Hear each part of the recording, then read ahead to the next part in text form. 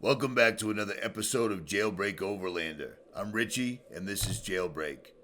And this week I find myself in Wyoming, in the land of bullet-ridden signs, pump jacks, rattlesnakes that you have to deal with while you're trying to eat your lunch, unbelievable night skies, sunsets, moonrises, etc. I'm going to take you down a path that a man named Chief Joseph brought his people fleeing from Oregon to the Canadian border from the United States military. This is a really interesting story, and this is going to be some amazing footage. So sit back, relax, and check this out.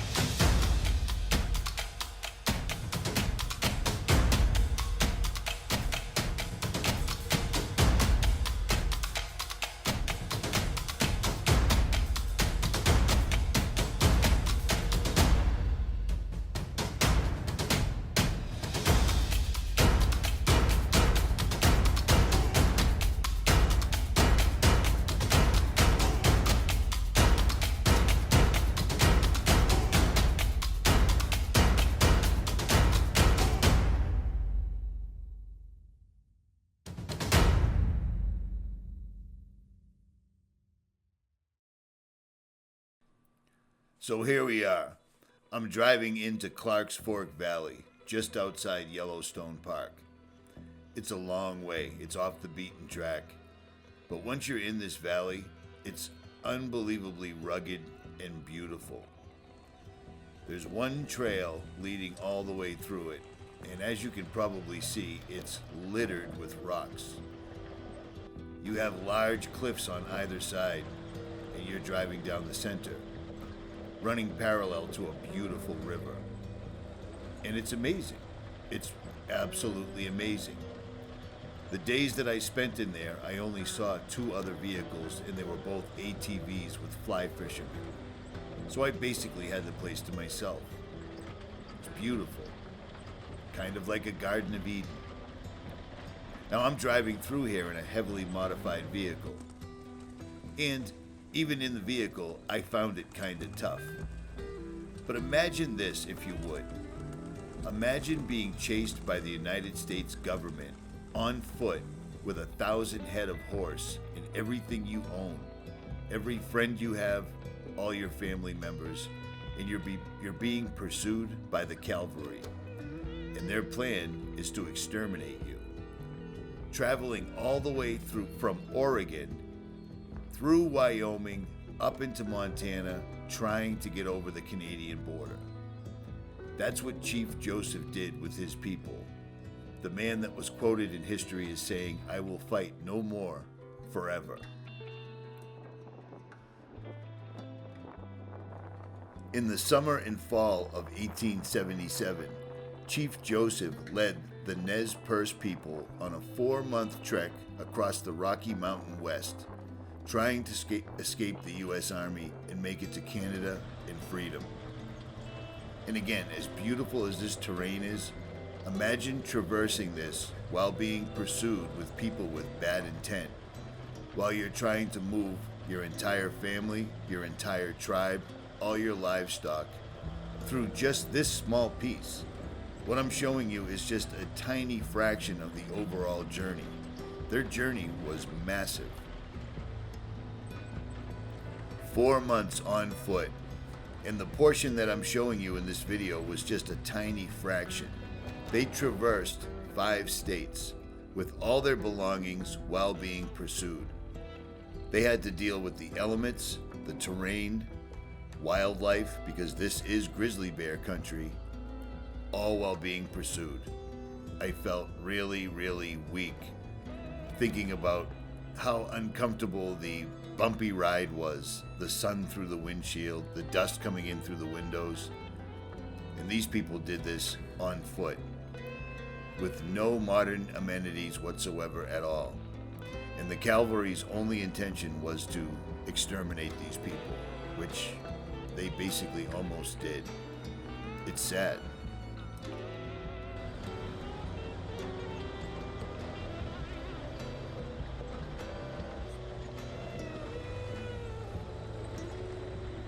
What started this entire odyssey was fighting broke out at the White Bird Canyon in Idaho in June of 1877 between the Nez Perce Indians and the U.S. Army.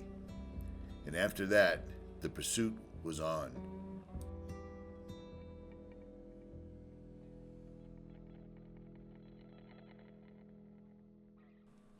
Chief Joseph took his people through this valley because the cavalry didn't expect this whatsoever at all.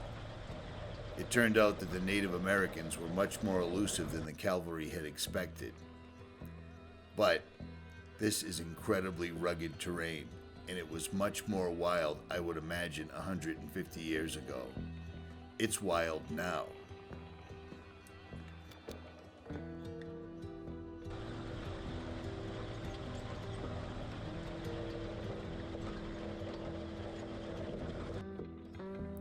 While making their escape, a couple of Indian scouts, Yellow Wolf and fellow scouts, found some tourists, George and Emma Cowan, and her sister and brother Frank and Ida Carpenter, and they took them as captives. It was ugly. They did what they had to do.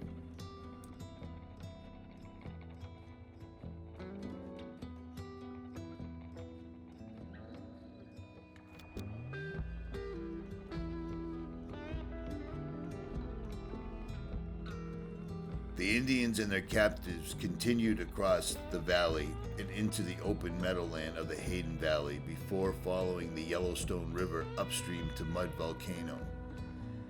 There, the stench of sulfur mixed with the burning, bubbling sounds of superheated, bubbling mud. They continued forward, being pursued by the cavalry, which was in hot pursuit. They came to a spot known as Pelican Valley in the southeastern part of the park, where they halted for the day, building fires for each family camp while the women fished for supper.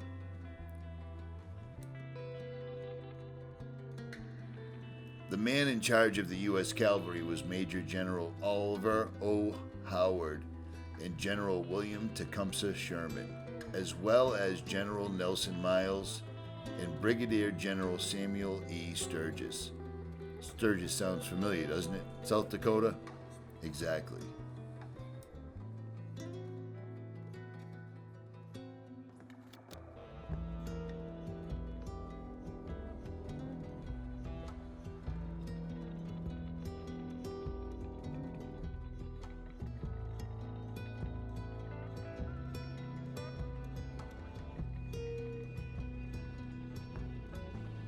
On September 4th, Howard's forces reached Mud Volcano and the Yellowstone River ford the Nez Perces had used.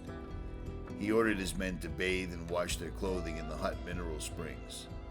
The wagons had stopped after the difficult descent to the Yellowstone River, and the following day Howard discharged the teamsters, telling them to make their way out of the park. The soldiers now used pack mules to carry supplies. Howard himself abandoned the trail of the Nez Perces at the ford near Mud Volcano, following the Yellowstone downstream before riding east, intending to close in on the Indians and corner them.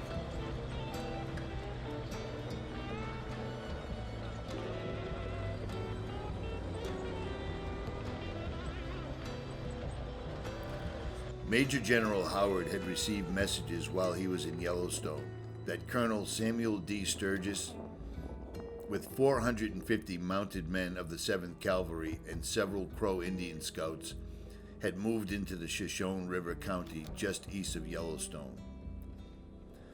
This force was poised to encounter the Nez Perces as they left the park, but before they could cross onto the open plains of Montana's Buffalo Country.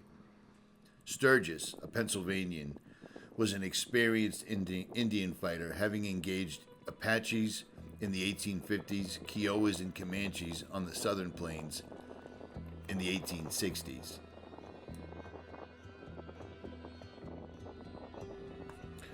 Joseph and the others recombined their parties in Sunlight Basin, a big hole ringed by mountains just east of Yellowstone. To move out of it, they could cross over the steep mountains forming part of the Absaroka Range, or they could venture near the narrow defile of the CLARKS Fork River. This canyon was as rugged and seemingly impenetrable as those in the upper reaches of the Snake River near Joseph Wallowa's homeland. To the dismay of Sturgis and Howard, the headmen chose the river route, and on September 8th, again gave the Army the slip.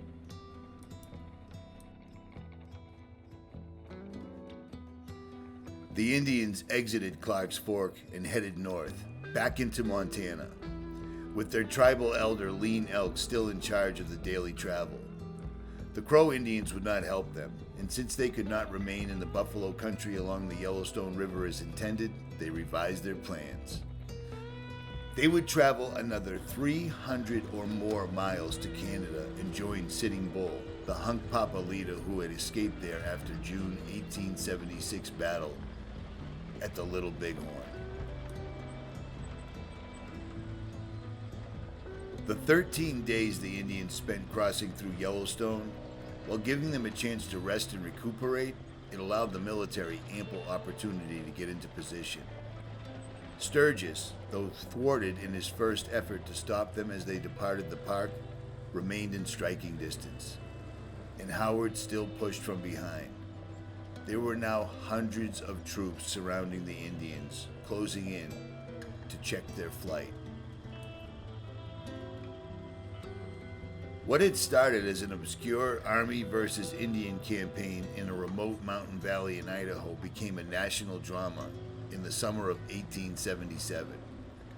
Newspaper correspondents kept the public apprised of the events, but the capture of tourists at Yellowstone brought increased newspaper attention to Joseph and his people. By the time the Nez Perces emerged from the park, the story of their hegira was headlined all across America. And the success of the Indians in the engagements with the military in Idaho and western Montana, and the embarrassing fact that a few hundred Indians and their families with a couple thousand heads of horses had eluded an ever-growing Army force, began to draw not only attention, but also empathy from people following the story, and in some cases from the very troops who pursued them. I'm actually beginning to admire their bravery and endurance in the face of so many well-equipped enemies, Howard's field surgeon, Dr. John Fitzgerald, was quoted as saying. However, that was not the view of the Army's Supreme Commander, General William T. Sherman, who barely missed running headlong into the Indians during his tour of Yellowstone Park in August. He suggested harsh action. Their horses, arms, and property should be taken away. Many of the leaders should be executed, he said. Sherman, like other military commanders, believed that most of the tribesmen will fight hard, skillfully, to the death, and he wasn't wrong. Now that they were out of Yellowstone, the tribal members had a skirmish with troops from the 6th and 7th Cavalry, commanded by Sturgeon at Canyon Creek, but kept to their trail north toward Canada. There was now an effort to stop them.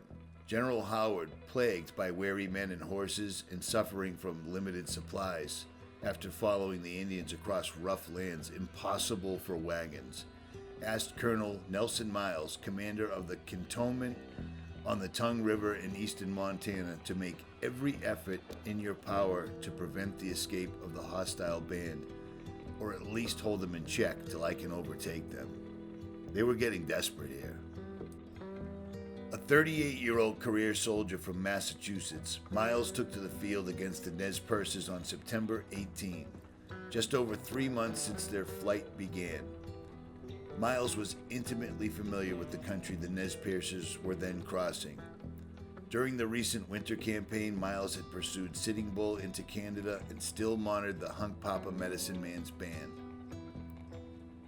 The Nez Perces were just 80 miles from the Canadian border when Looking Glass again assumed primary leadership for them, replacing Lean Elk. Almost immediately, the travel pace slowed, but they traveled another 40 miles.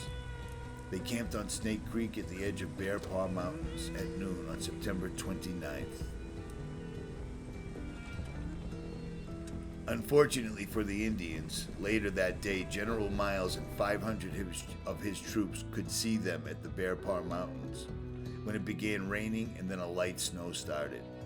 That afternoon, scouts riding for Miles returned to the main column to report that they had located the Nez Perce Trail and they knew the camp was nearby.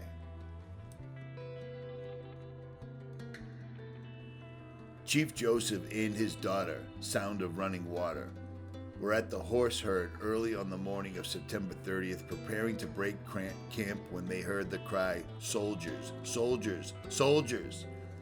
as Cheyenne Indian scouts and 7th Cavalry troopers broke over the ridge and swept towards the Nez Perce camp. We had no knowledge of General Miles' army until a short time before he charged upon us, cutting our camp in two and capturing nearly all of our horses, Chief Joseph said. Miles' troops attacked with a vengeance. Yellow Wolf, an Indian elder, watched hundreds of soldiers charging in two wide circling wings. They were surrounding our camp.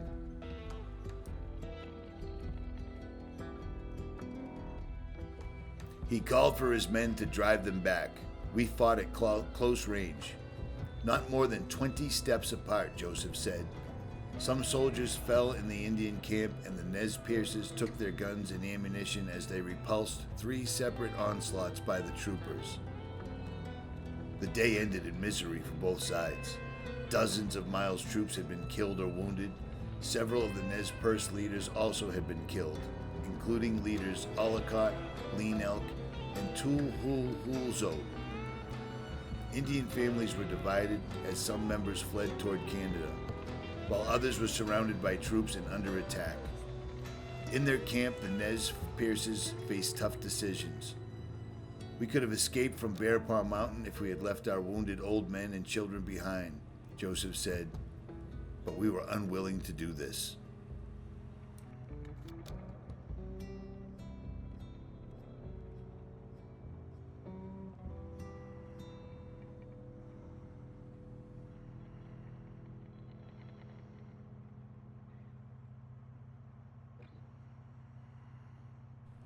The Battle of Bear Paw, as it became known, became a siege. Over the next 4 days, Joseph met directly with Miles. He was held in the soldier camp against his will, but at the same time, soldiers were captured by the Indians.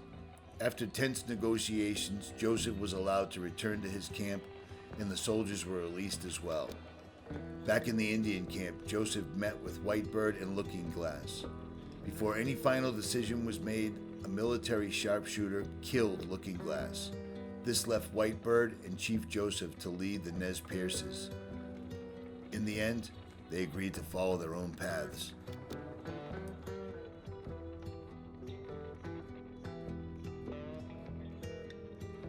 Chief Joseph was quoted as saying, "I could not bear to see my wounded and men suffer any longer. We had lost enough already. My people needed rest. We wanted peace," he continued. "The little children are freezing to death. My people, some of them have run away to the hills and have no blankets, no food, and no one knows where they are. Perhaps they're freezing to death. I want to have time to look for my children and see how many of them I can find. Maybe I shall find them among the dead. Hear me, my chiefs. I am tired. My heart is sick and sad. From where the sun now stands, I will fight no more. Forever."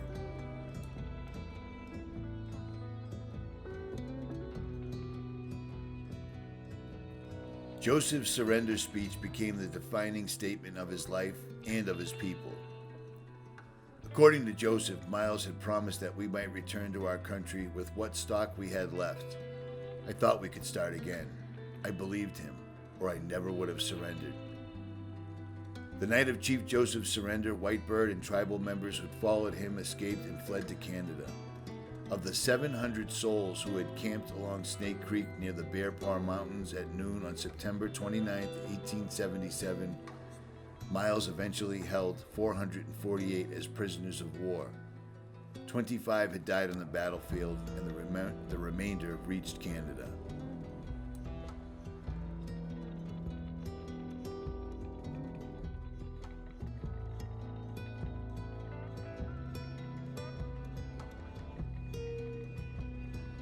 The history I just read to you was from TrueWestMagazine.com, written by Candy Moulton on March 2020.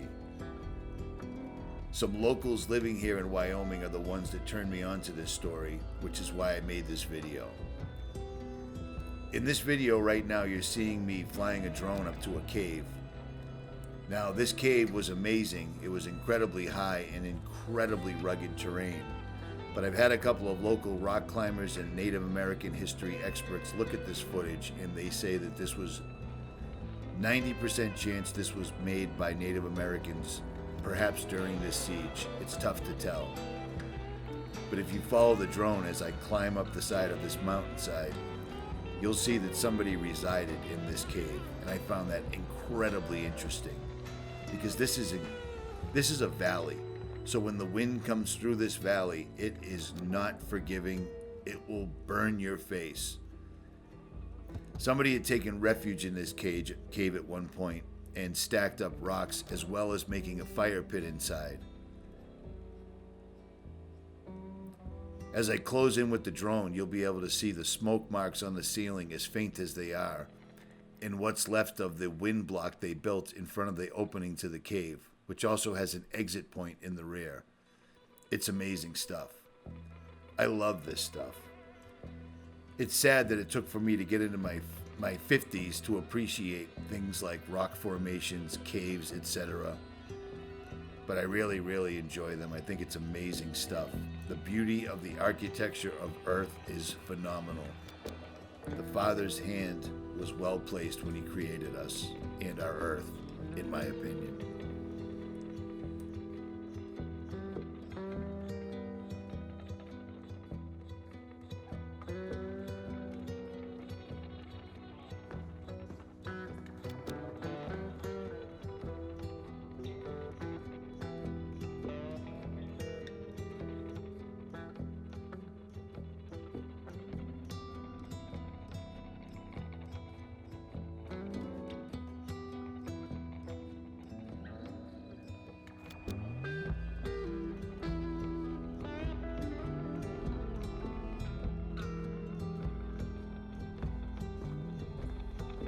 Right here you can get a good look at the stones that were skillfully placed to block the wind, as well as in the back left you can see the fire pit and remnants of the smoke from the fire on the ceiling.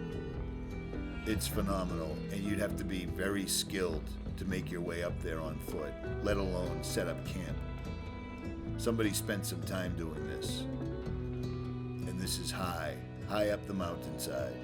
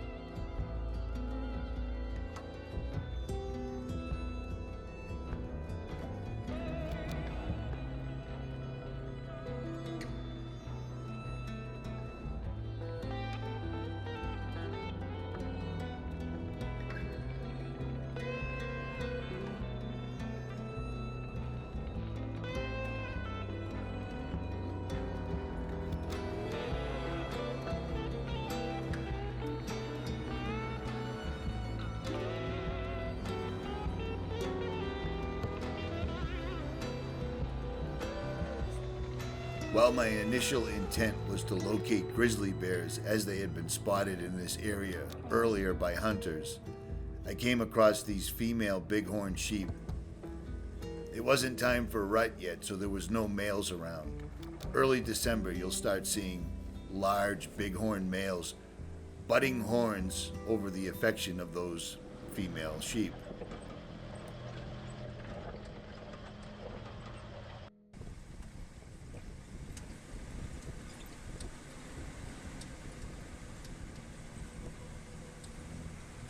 As beautiful as this country is that I'm traveling through right now, even at this time of year, my mind always wanders back to people fleeing from pursuing men on horses with guns while they're trying to funnel their family, friends, and all their livestock through this valley. This valley was tough enough in my truck, believe it or not. And once you get out of the vehicle, it's all large, loose rocks everywhere as they're constantly raining down the sides of the mountains. This is a very steep valley. You're looking at the breadth of it right here.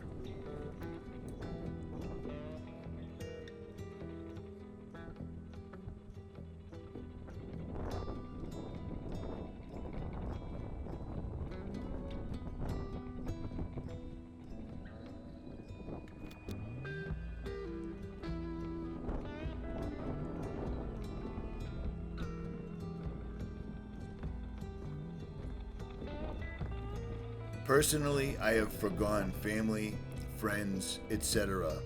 in order to spend my older years traveling the country and learning the true history. Not as the history books in school basically recorded it, but as it's recorded by the locals and people that actually spent time investigating it for real. It's a beautiful place. Sadly, so very many trees are dead compared to 10 years ago, and I'm in an enormous habitat and saw barely any animals, and that makes me sad. And that leans me back towards this entire area is surrounded by farmland which uses Monsanto sprays that end up in the water. They end up everywhere.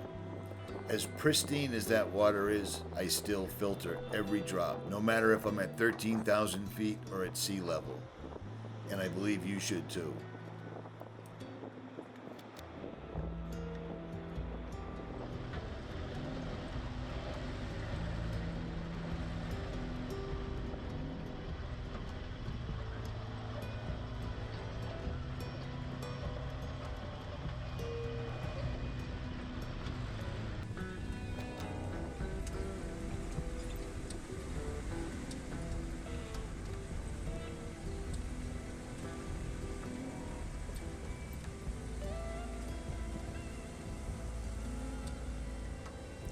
It was about 4 o'clock in the afternoon, and the sun was setting over the west side of the valley, casting some pretty magnificent shadows.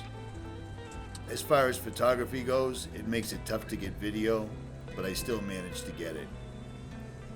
It's a beautiful place. Sadly, the air was completely and entirely filled with smoke due to the wildfires raging on the Wyoming-Colorado border. The smoke made its way up here and just made the entire place even more ghostly. Because as big as this is, there's no noise. There's no nothing. Unless the wind decides to kick up. But on this day, it wasn't very windy at all. Just really, really smoky.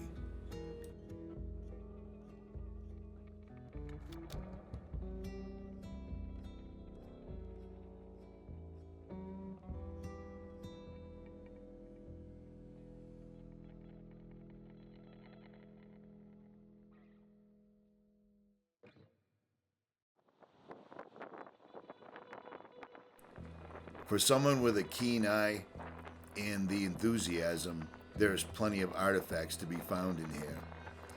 I myself just leave them be. They've been there before I was, they should be there after I'm gone. That's my opinion.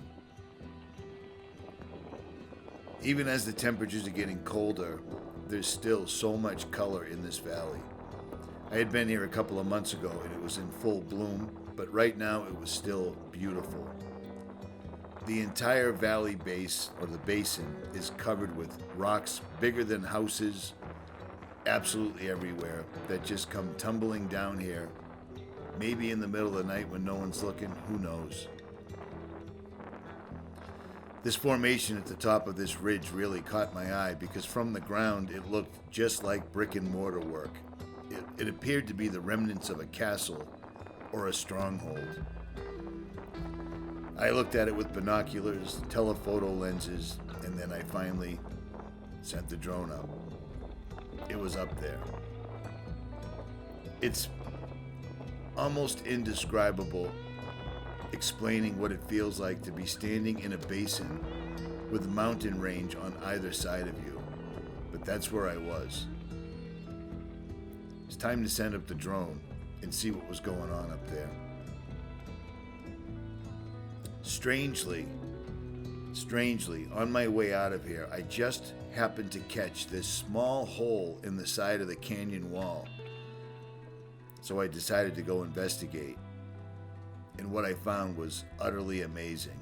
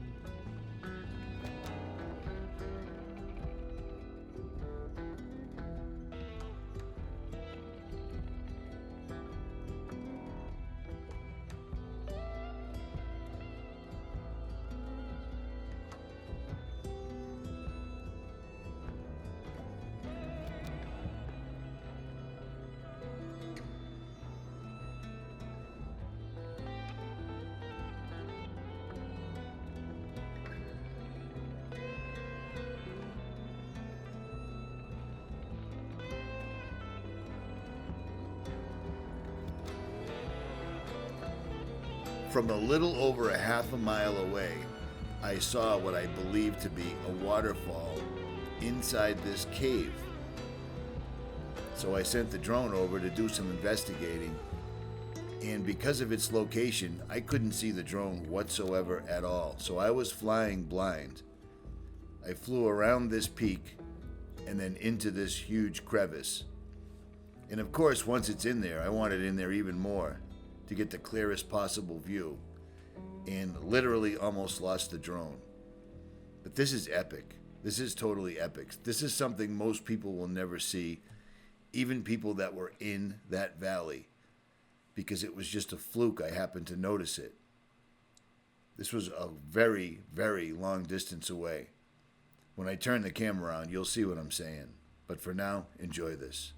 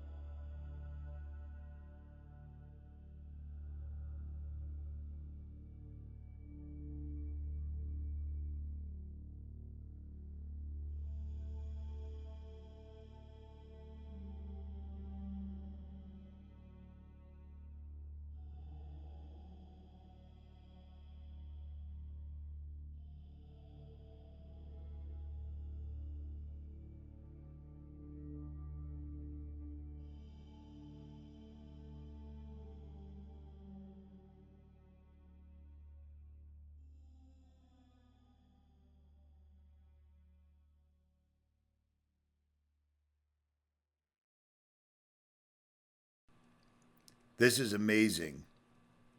And this is how far away I was.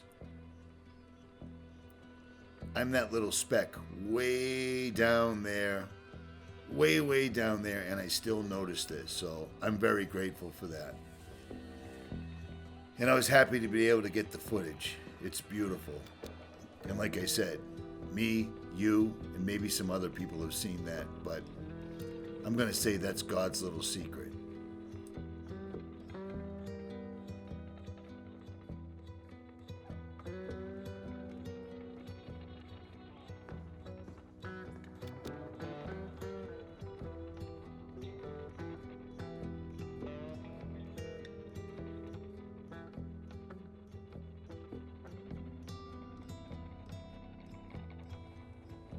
I spent a lot of time in this particular valley, and the sun was setting rapidly, and I had a long ride back to where I was heading.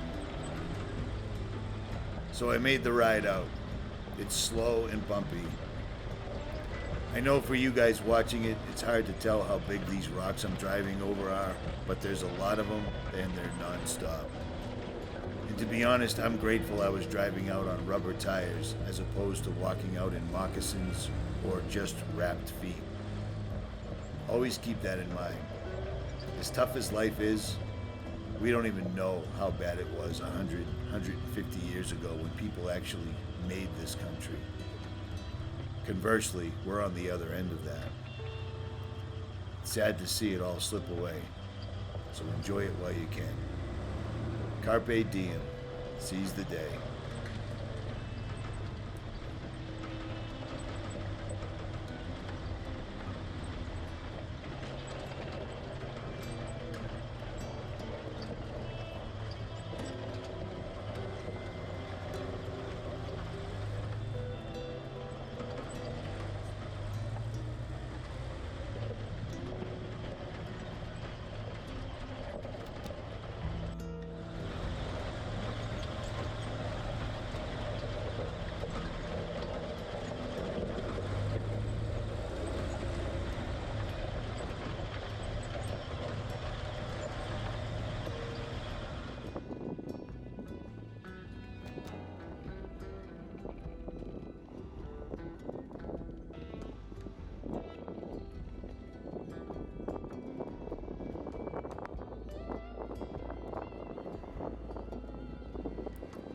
If you enjoyed this video, make sure you hit that like, share, and subscribe.